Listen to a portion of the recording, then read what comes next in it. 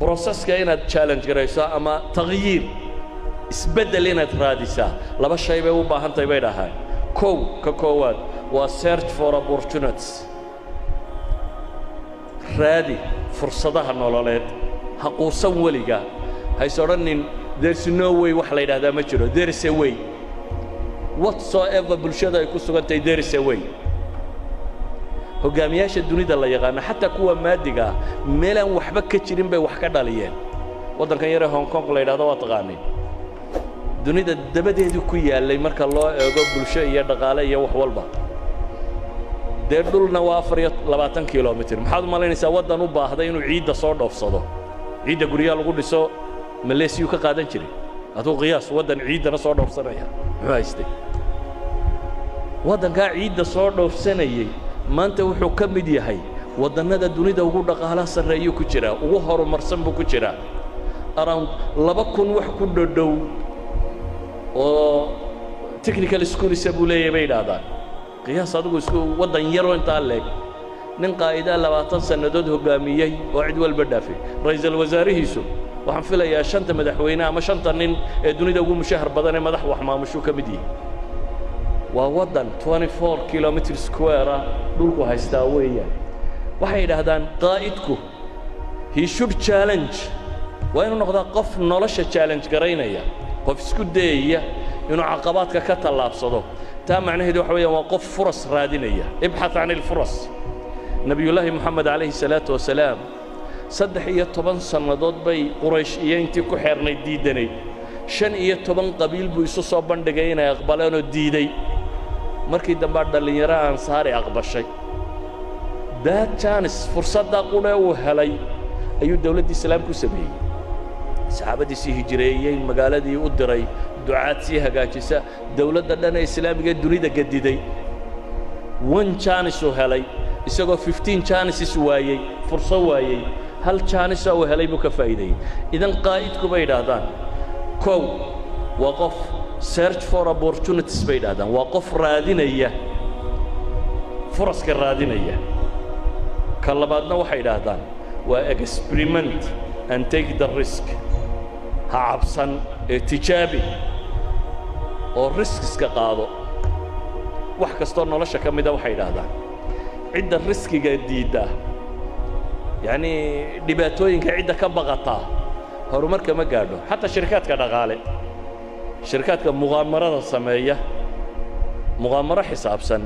ayaa dhaqaaluhu kobcaan meel kastoo aan muqaamaro ka jirin profitku wan iyo meelahaas ku warwareega meelaha had iyo goor dagaaladu ka dhacaan iyo waxa ka dhacan waa risk midhan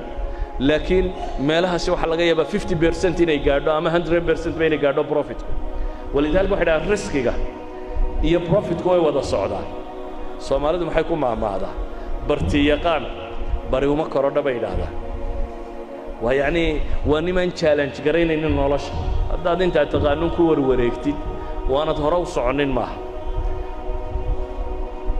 ciyaaraha ay ku tilmaamaan laba ciyaarood idin sheego macnaheedu markaynu leenahay fursad raadi waxay yiraahdaan guush waa laba shay oo la isku daro waa fursadda iyo diyaar garowga baa la yiraahdaa hadday fursadu ku hor yaalin laakiin adigu aan diyaar ahayn hore u socon maysid haddaad adigu diyaartay laakiin fursadda aad weydana socon maysid guush bay yiraahdaan waa labadaas oo wada kulma waa inaad fursaddiina aad la kulantay adiguna aad diyaar u tahay oo qof muqaamaro galayo ka faa'iideynaya inaad tahay bay yiraahdaan waxay yiraahdaan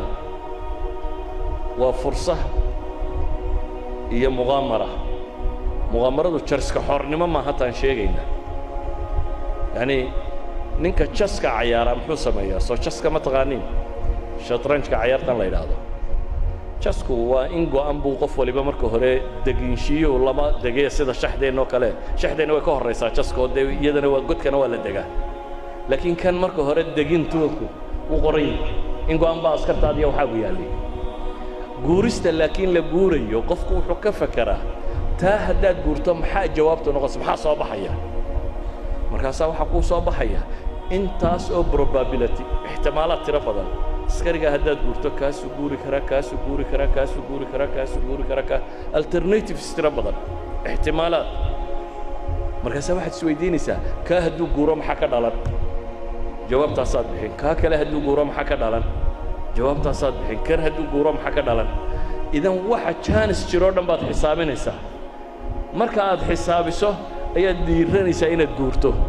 laakiin garantii maaha inaad guulaysan doonto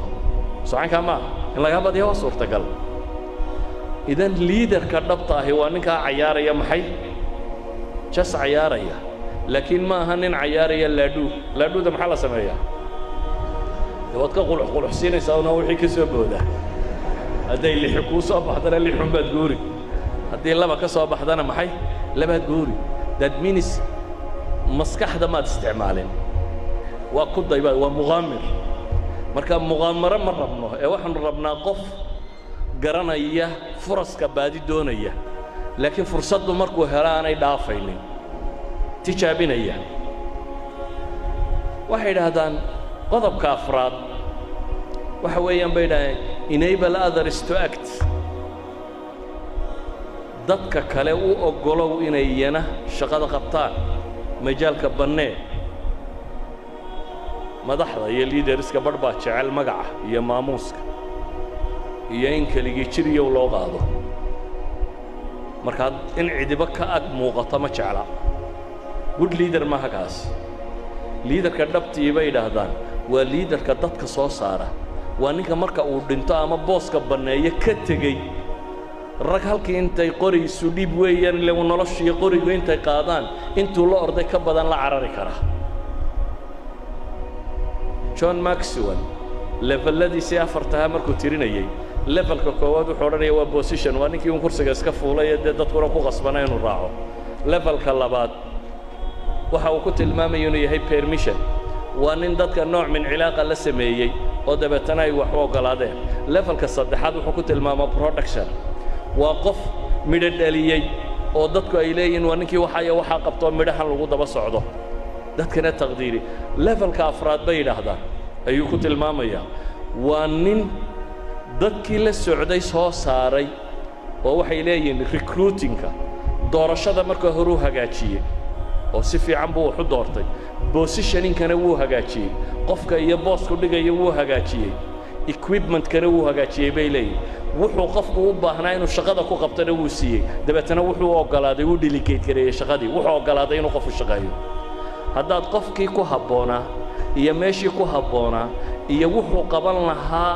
wuxuu wax ku qaban lahaa aad qofka siiso dabeetana tidhaahdid go ahead soco waxay leeyihin waa martabada afraad ee qaa'idka waxay yidhaahdaan martabadiisa shanaad isagoo ka dambaysa waxa weeyaan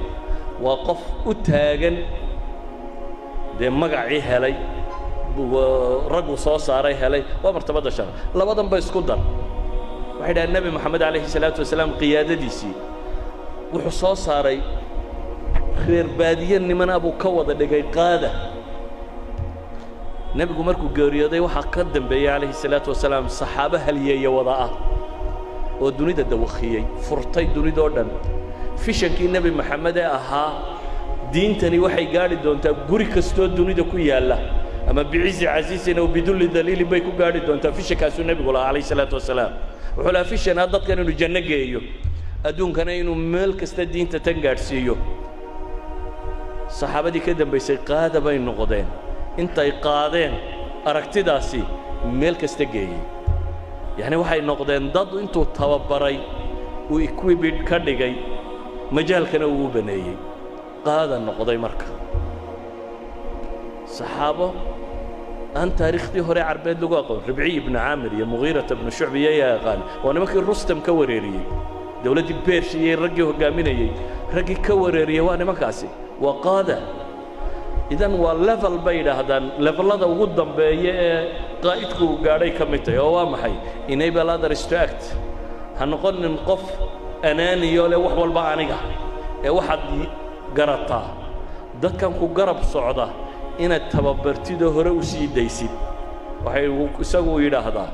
labada commitment haddaad la timaado sidan ay dhacayso waa foster the collaboration iyo strength others buu yidhaahdaa kuwa kale xooji wax wada qabadkana biiri waxay yidhaahdaan mumaarasada saddexaad shanaad miyaaba tani waa tii nami tacaawuna qawi laakhariin mumaarasada ugu dambaysa ee shanaad waa encourage the heart bay yidhaahdaan shajic alqalb aw altaqdiir waxa weeyaan dadku markaad equip garaysa ay shaqada qabtaan ictiraaf wixii ay qabteen maamuusna wixii ay qabteen ictiraaf recognize the contribution bay yidhaahdaan and celebrate the values and victories dadku markay shaqeeyaan shaqada ay qabtaan marka hore ictiraaf you done well shaqo fiican baad qabatay marka labaadna celebrate garee abaalmariyo ammaan oo abaalmarinta sii